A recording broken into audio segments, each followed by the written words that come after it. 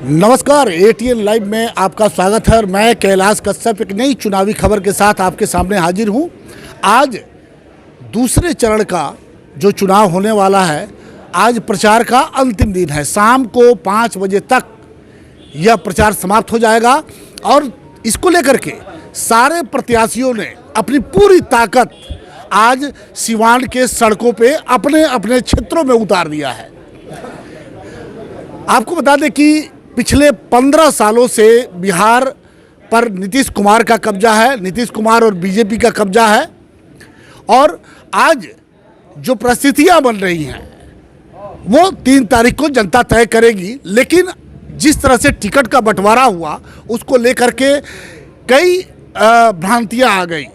बहुत से लोगों ने कहा कि भाई टिकट पैसे से बेच दिया गया, ऐसे लोगों को ला दिया गया जो कहीं थे ही नहीं मैदान में।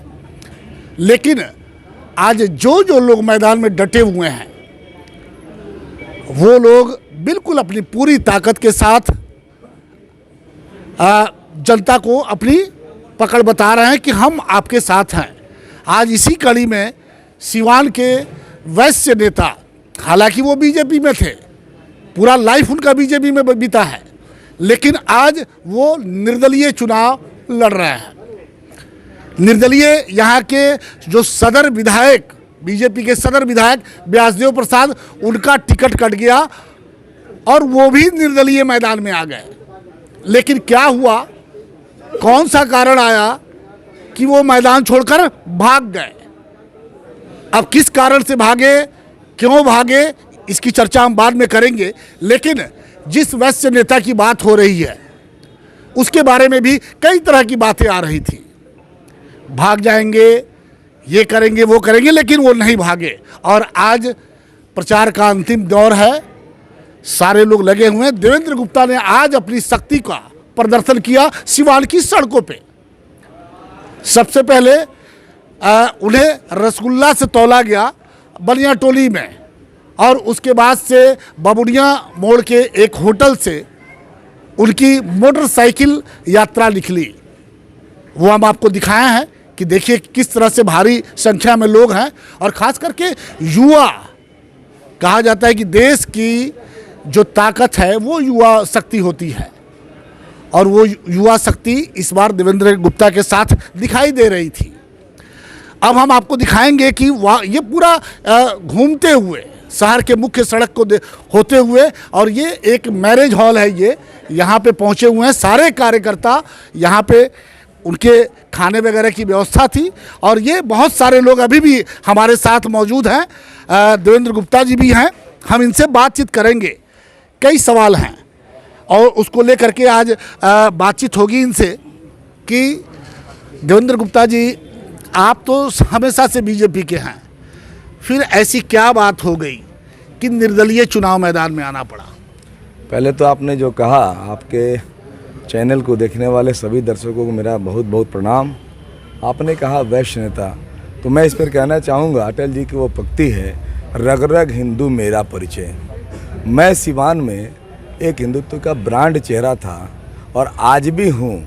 मैं निर्दलीय प्रत्याशी जरूर हूँ, लेकिन आप देखेंगे कि कितने लोगों को भारतीय जनता पार्टी ने बाहर कर दिया, लेकिन मेरे जैसे एक कार्यकर्ता जो तपोनिष्ठ है, जो तीसरी पीढ़ी को राष्ट्रीय स्वयंसेवक संघ और जनसंघ को करते हुए भारतीय जनता पार्टी का कार्यकर्ता के रूप में काम करने के वजह से देश के माननीय राष्ट्रीय अध्यक्ष के यहाँ 2 दिन रहने के बावजूद मुझे पार्टी से कहीं निकाला नहीं गया। इस इशारे को पूरे भारतीय जनता पार्टी के कार्यकर्ता भी समझेंगे और पूरे भारतीय जनता पार्टी के समर्थक और मतदाता भी समझेंगे। इसका मतलब ये कि आज भी आप बीजेपी में हैं, आपको निकाला नहीं गया? ये आप खुद जानते हैं, मैं भी जानता हूँ, सिवान पार्टी के सभी कार्यकर्ता जानते हैं कि कौन भारतीय जनता पार्टी का कार्यकर्ता है, कौन भारतीय जनता पार्टी को स्थापित करने वाले परिवार से है। इसलिए मैं भारतीय जनता पार्टी में अभी भी हूँ और रहूँगा, ये मेरा प्रण है। तो आगे क्या सोचा है आपने? चूंकि 10 तरह की बातें हो रही थी जब आपके सदर विधायक बीजेपी के 15 साल जनता ने उन पर विश्वास किया था और उन्होंने जब टिकट उनका कटा तो वो निर्दलीय भी आ गए मैदान में और आए तो बहुत कुछ कहा था चुनाव के समय जब नॉमिनेशन करने जा रहे थे। तो वर्तमान में जो अभी बीजेपी के प्रत्याशी हैं उनके बारे में बहुत कुछ कहा था, हम उसकी चर्चा यहाँ नहीं करेंगे। लेकिन आखिर ऐसा क्या हुआ, कौन सा मंत्र बीजेपी ने फूंक दिया कि वो बैक चले गए? देखिए, और इसका कितना असर पड़ेगा इस चुनाव में बीजेपी प्रत्याशी पर? देखिए, परिवार का मुखिया, मैं छोटा उदाहरण देता हूँ। अगर एक पिता के 4 लड़के हैं और अगर वो बच्चे सियाने हो जाते हैं, वयस्क हो जाते हैं और पिता कोई निर्णय अगर गलत ले लेता है, वहाँ भी विस्फोट होता है। और ये मामला माननीय विधायक जी के लिए लागू है कि जब उन्होंने अपने कार्यकर्ता को हुंकार भरा कि मैं भारतीय जनता पार्टी के कार्यकर्ताओं के बल पे चुनाव लड़ूंगा और बाद में जाके वो सिलेंडर छाप को उन्होंने सरेंडर कर दिया, तो कार्यकर्ताओं में भारी आक्रोश है और इसका खामियाजा कहीं विरोधी न उठा ले। अगर ये माननीय विधायक जी के कदम जो उठाया, उन्होंने अपने कार्यकर्ताओं के साथ विश्वासघात किया, उनका मनोबल गिराया, तो ये कारण बनता है। लेकिन आज कार्यकर्ता टकटकी लगाए हैं कि मेरा भारतीय जनता पार्टी का एक सिपाही आज भी डरकर खड़ा है। जो ईमानदार व्यक्ति है, मेरे साथ लोग कह रहे थे कि देवेंद्र चुनाव लड़ेगा, वो तो एक चाय समोसा बेचने वाले का लड़का है, कहाँ तक जाएगा, उसके पैसे कहाँ से आएंगे? मैं बता दूं कि मैं 2007 में जब पहली बार पार्षद बना तो मेरा एक कार्यकाल समोसा और चाय और जूठा प्लेट बेच से जरूर बीता है, लेकिन मैंने अपने जमीर को नहीं बेचा और 10 ही कार्यकर्ताओं के बल पे मैं अब तक मैदान में हूँ और देखते देखते मैं अकेला चला था और आज कारवा बन गया। ये बताता है कि एक ईमानदार व्यक्ति के अंदर 100 हाथियों का बल होता है। आजकल सोशल मीडिया का ज़माना है, बड़े बड़े चैनल और अखबार कहीं नहीं दिखाई दे रहा है। सोशल मीडिया का ज़माना है और सोशल मीडिया पे अब चूँकि 10 तरह की बातें, चूँकि चुनाव अंतिम दौर में बहुत सी अफवाहें भी आएंगी, बहुत सी बातें आएंगी। कुछ इस तरह की बातें आ रही हैं कि देवेंद्र गुप्ता राजद के एजेंट हैं। देखिए, अगर राजद के एजेंट को देखना है, समझना है, तो आप जाके सबसे पहले एक गांव है जिला में, इस संसदीय क्षेत्र में लहेजी आता है, जहां से एक व्यक्ति झोपड़ी से निकल के आता है और सिवान की महान जनता, ऐसी ही महान जनता उनको भारत के उच्च सदन में भेजने का काम करती है कि यह व्यक्ति सिवान का विकास करेगा। लेकिन वो व्यक्ति विकास नहीं किया। वो व्यक्ति, उसका विकास अगर देखना है तो जाके लहेजी में देख लीजिए, आपको ऐसे सर करना पड़ेगा। और जैसे मतदाताओं ने उनको भारत के उच्च सदन लोकसभा में भेजने का काम किया था, बिल्कुल उसका 2 कॉपी उस नक्शे का ही नक्शा उनका घर का मकान है। इतनी ऊंची सीढ़ी है 15 फीट का, आप देखें तो चौंक जाएंगे, सिवान में ऐसा भी मकान हो सकता है। अरे साहब, सिवान के मतदाताओं ने आपको सिवान का विकास करने के लिए अपना मत दिया था, लेकिन आपने तो विकास राशि को कमीशन अधिक पाने के लिए मोतिहारी बेच दिया, छपरा बेच दिया, गोपालगंज बेच दिया। लेकिन शहर का मुख्य मार्ग, जिला भर छोड़ दीजिए, शहर का मुख्य मार्ग जो बबुनिया मोड़ है, कितने लोगों का हाथ पैर टूट गया इन 10 वर्षों में। आपके संसद, कई लोगों की जान गई है वहाँ पे, जाने भी गई, लेकिन आप सड़क नहीं बना सके। आपको कमीशन से मतलब है, जान से मतलब नहीं है। आप कमीशन खोर हैं। मेरे बगल में बैठे हैं जिला अध्यक्ष जी, और गौशाला यहाँ का ऐतिहासिक है, श्री कृष्ण गोपाल गौशाला, उसके माननीय सचिव भी हैं। 10 वर्षों तक गौशाला के सदस्य उनके पास गए कि आप माननीय सांसद हैं, हम लोगों ने आपको मदद किया है, आप अपने सांसद कोष से हमें केवल एक बाउंड्री करने का 7 लाख रुपया दे दीजिए। 10 वर्षों में हम लोग सैकड़ों बार उनसे निवेदन किए, लेकिन वो ऐसे व्यक्ति हैं, गोपालक परिवार से आते हैं, लेकिन गायों को भी चिंता नहीं हुई और गौ माता के जनता के साथ साथ वो गौ माता के भी नहीं हुए। 15 साल से यहाँ पे बीजेपी का शासन है, बीजेपी के विधायक हैं। 10 साल वर्तमान सांसद भी रहे हुए हैं यहाँ पे। अब ये जदयू खाते में चला गया है। अब ये बता दीजिए कि आज भी ये कहा जा रहा है कि आज भी आतंक का राज है। ये किसका राज है, आतंक का राज? अब तो ये जो आतंक का राज कह रहा है उससे पूछना पड़ेगा कि भाई ये तो सरकार सुशासन की कही जाती है और आप कह रहे आतंक का राज है। आप आतंक के खिलाफ लड़े जरूर थे, लेकिन आप उन अपराधियों से नुरा कुश्ती करते रहे। आपको मतदाताओं ने मत दिया था, विकास के साथ साथ इन अपराधियों को खात्मा करने के लिए मत दिया था। लेकिन आपके साथ रहने वाले, आपके समर्थक, आपके वोटर, आपके चाहने वाले सभी लोग साल में 2-4 मारे जाते हैं, लेकिन आप मारे जाने वाले कार्यकर्ताओं पे केवल फूल और माला चढ़ाना जानते हैं। उन अपराधियों को ठिकाना लगाना नहीं जानते, उन अपराधियों को सजा दिलाना नहीं जानते। यानी आपकी नुरा कुश्ती है। अभी चुनाव आया है, फिर माननीय ओम प्रकाश जी एक अखबार में विज्ञापन छपाएंगे। मैं सभी मतदाताओं से हाथ जोड़ के निवेदन करता हूं कि आप इस बार के भ्रम में न आइए। वो एक अखबार में एक विज्ञापन छपवाएंगे कि साहब देखिए ओमकार मल सरैया मारे गए, तो ये मारे गए, वो मारे गए, और वो 10-20 नाम उनका टेप रिकॉर्डर में आएगा। लेकिन मैं पूछना चाहता हूं ओम प्रकाश यादव जी से, ओम प्रकाश यादव जी आप बता दीजिए कि आपके कार्यकाल में कितने बनियों का जमीन लूटा गया, कितने ब्राह्मणों से मारपीट की गई, कितने कुशवाहा परिवार को टारगेट किया गया, और आप उन राजद के कार्यकर्ताओं के साथ खड़े रहे। मैं नाम खोल के बताता हूं, आप यहां से बाएं चले जाइए, 5 किलोमीटर पे कदम मोड़ है, 7 किलोमीटर पर वहां का राम प्रवेश सोनी, ओम प्रकाश यादव का कट्टर समर्थक, उसके जमीन को राष्ट्रीय जनता दल के कार्यकर्ता, वहां का एक यादव परिवार लूट लेता है, और राम प्रवेश सोनी इनके दरवाजे महीनों आकर चरण पर नाक रगड़ता है, लेकिन ये मदद नहीं कर सके। मैं दूसरा नाम रखता हूं विद्या विनोद समाजसेवी, यहाँ वरिष्ठ समाजसेवी हैं मौली के बथान में, उनको भी राष्ट्रीय जनता दल के कार्यकर्ता उनके 5 कट्ठा ज़मीन पर विवाद खड़ा कर देते हैं और उनको कवर नहीं करने देते। वो भी इनके पास सालों भर दौड़ते रहे, लेकिन कोई मदद नहीं करेंगे। और मैं पूरी बात नहीं, और सिसवन ढाला पे एक सिवान का कार्यकर्ता, तृतीय वर्ष राष्ट्रीय स्वयंसेवक संघ का प्रशिक्षित कार्यकर्ता संजीव प्रजापति, जिसका जमीन सिसवन ढाला पर है, और वहाँ भी राजद का एक नेता है जो यादव परिवार से आता है, जमीन को कवर करता है, लेकिन ये उसका भी मदद नहीं करते हैं। आगे बढ़ते हैं, सिवान के प्रसिद्ध बालकृष्ण सिंह मुखिया, बालकृष्ण सिंह कुशवाहा, स्वर्गीय बालकृष्ण कुशवाहा का बेटे को, ओम प्रकाश कुशवाहा को राष्ट्रीय जनता दल के कार्यकर्ता से मारपीट होने पर उसको ये 302 का केस कराते हैं साहब।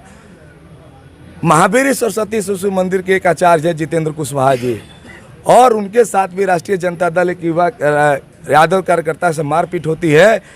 ओम प्रकाश यादव जी थाना में बैठते हैं और थाना में बैठकर उसका अरेस्टिंग करवाते हैं, लेकिन वो समझौता नहीं कराते। इसके लिए संघ के कई प्रांत के पदाधिकारी तक उस पहल किए कि साहब इसमें कंप्रोमाइज़ करा दीजिए, वो अपना कार्यकर्ता है और वो राजद का कार्यकर्ता है, लेकिन उनको शुद्धि नहीं है, वो अरेस्टिंग करा है। मैं बात केवल यादव परिवार का नहीं करता, मैं कह रहा हूँ कोई ऐसा सगा नहीं जिसको ओम प्रकाश ने ठगा नहीं।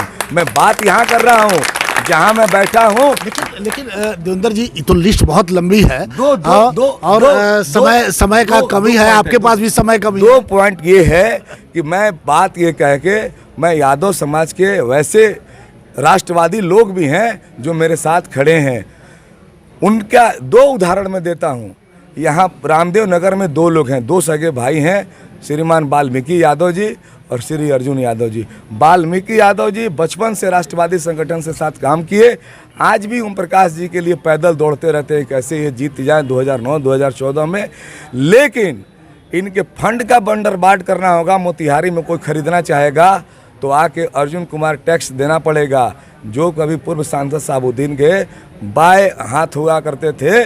वहाँ जाके चरण आप पकड़िएगा तब ओम प्रकाश जी से आप फंड ले सकते हैं, तब जाके आप केंद्रीय विश्वविद्यालय में नाम लिखवा सकते हैं, और वहाँ आप जाइएगा वाल्मीकि जी के यहाँ तो उनको कोई मदद नहीं मिल सकता।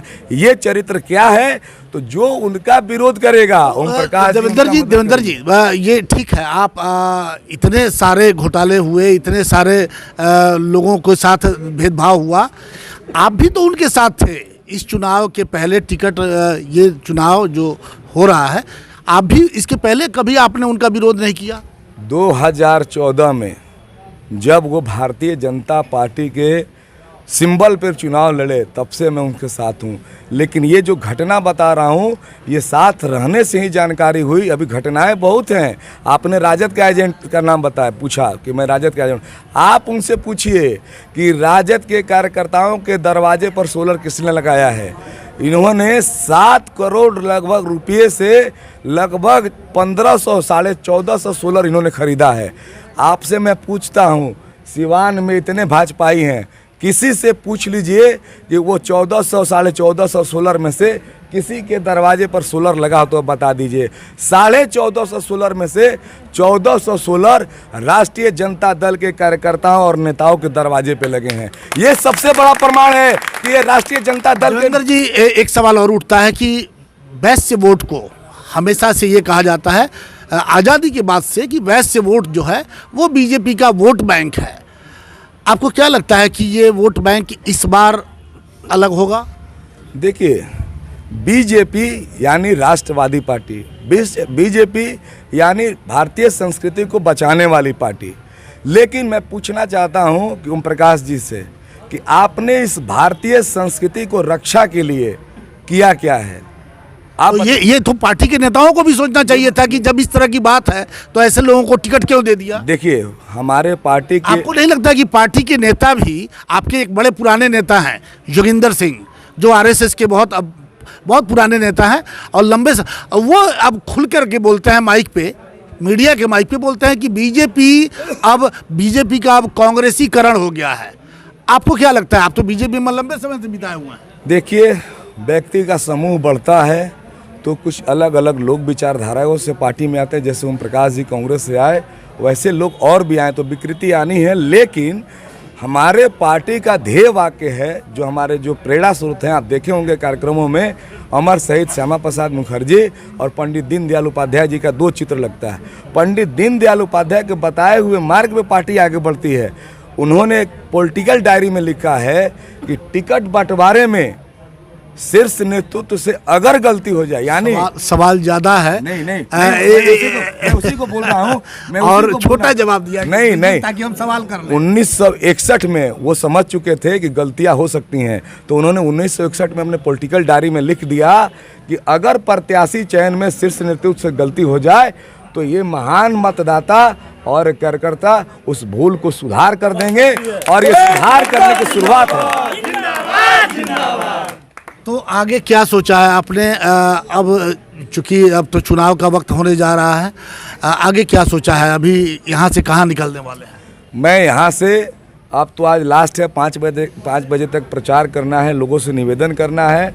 आज व्यस्त कार्यक्रम है। मैं 2-4 जगह शहर में घूम के लोगों से निवेदन करूं, तत्पश्चात अब उसके बाद फिर मिलूंगा लोगों से। तो क्या संदेश देना चाहते हैं अपनी जनता को यहाँ देख करके?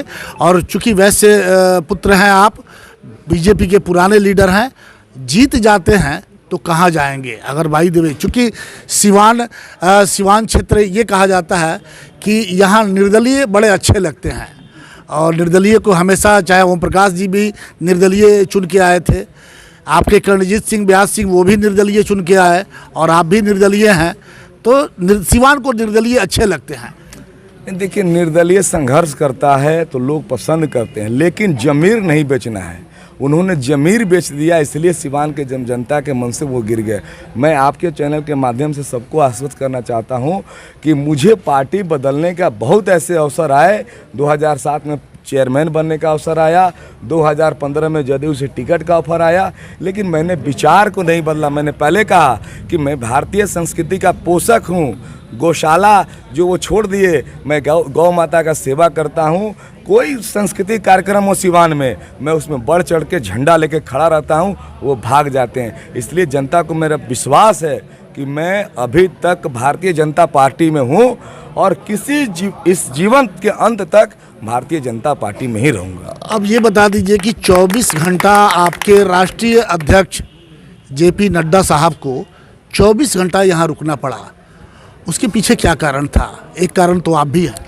निश्चित रूप से उन्होंने प्रयास किया कि आपसे बातचीत हुई?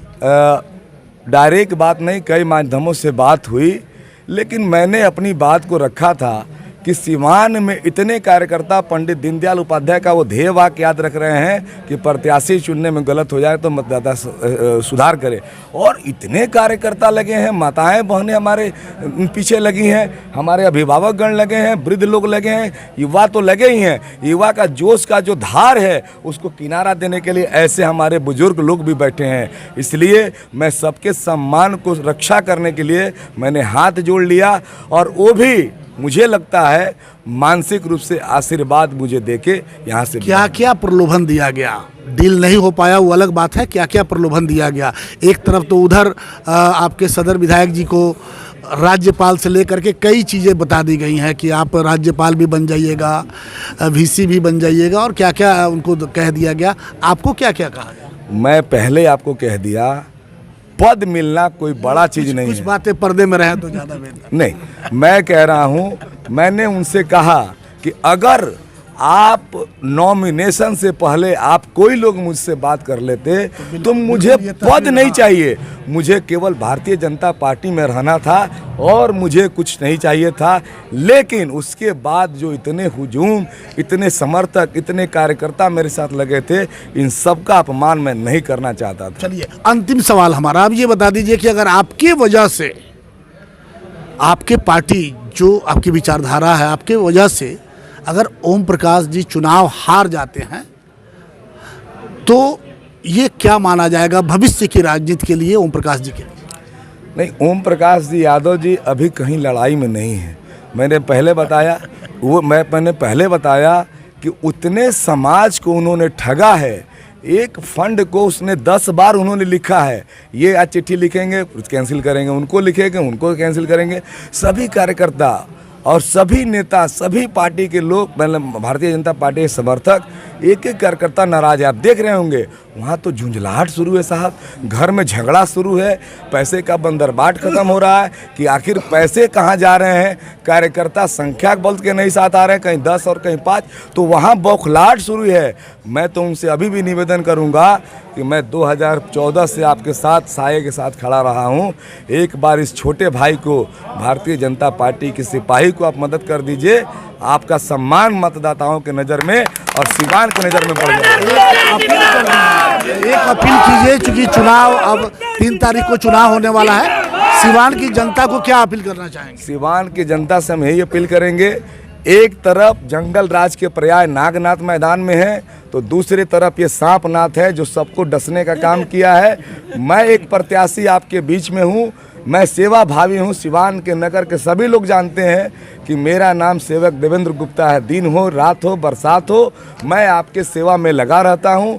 आप मुझे ईवीएम के 9 नंबर पे ऑटो रिक्शा छाप टेम्पू पर बटन दबा के भारी बहुमत से विजयी बनाए। मैं आपका मान सम्मान रखूंगा, आपको झुकने नहीं दूंगा, मैं बिकूंगा नहीं, मैं टूटूंगा नहीं, मैं झुकूंगा नहीं। धन्यवाद। चलिए, आपने देखा कि देवेंद्र गुप्ता से अभी हमारी बातचीत हो रही थी, बातचीत थोड़ी लंबी हो गई, लेकिन उसके बावजूद जो हमने सवाल किया उस पर देवेंद्र गुप्ता ने बड़े साफ तरीके से बताया। हालांकि हमने पूछा कि जेपी नड्डा साहब आए थे, क्या क्या डील हुई, क्या क्या दिया गया था आपको, वो बात नहीं बता पाए। खैर, कुछ बातें पर्दे में रहें तो अच्छी बात है, लेकिन जिस तरीक़ा से देवेंद्र गुप्ता मैदान में डटे हुए हैं, ये वाकई एक काबिल तारीफ़ है। जीत हार ये जनता तय करती है, ये किसी व्यक्ति के हाथ में नहीं होता है, ये देश के प्रधानमंत्री के भी हाथ में नहीं है। भले ही वो आज घूम रहे हैं, चारों तरफ 100 से ज़्यादा वर्चुअल रैली हुई है, लेकिन वोट का मालिक जनता होती है, और ये जनता तय करेगी 3 तारीख को कि उनका सरताज कौन होगा। लेकिन जिस तरीके से देवेंद्र गुप्ता टिके हुए हैं, आज एक अच्छी बात ये दिखाई दे रही है सिवान वैश्य बिरादरी में कि कम से कम इनके माध्यम से ये सारा वैश्य बिरादरी अपने नेता से सवाल पूछने के लिए अडिग है, सवाल पूछ रहा है कि बताओ वैश्य के साथ इतनी भेदभाव क्यों। ये एक बहुत बड़ी बात है, ये हिम्मत की बात है जो आज वैश्य बिरादरी ने कम से कम इस चुनाव में 2020 के चुनाव में, जब इतिहास लिखा जाएगा, जीतना हारना वो अलग बात है, लेकिन जब इतिहास लिखा जाएगा तो 2020 ये स्वर्णिम होगा उस वैश्य बिरादरी के लिए कि जब वैश्य बिरादरी ने अपने हक के लिए अपने बेटा को आगे किया और उसके साथ वो कदम से कदम मिला करके अंतिम पायदान तक वो चले। इसके लिए सभी को धन्यवाद।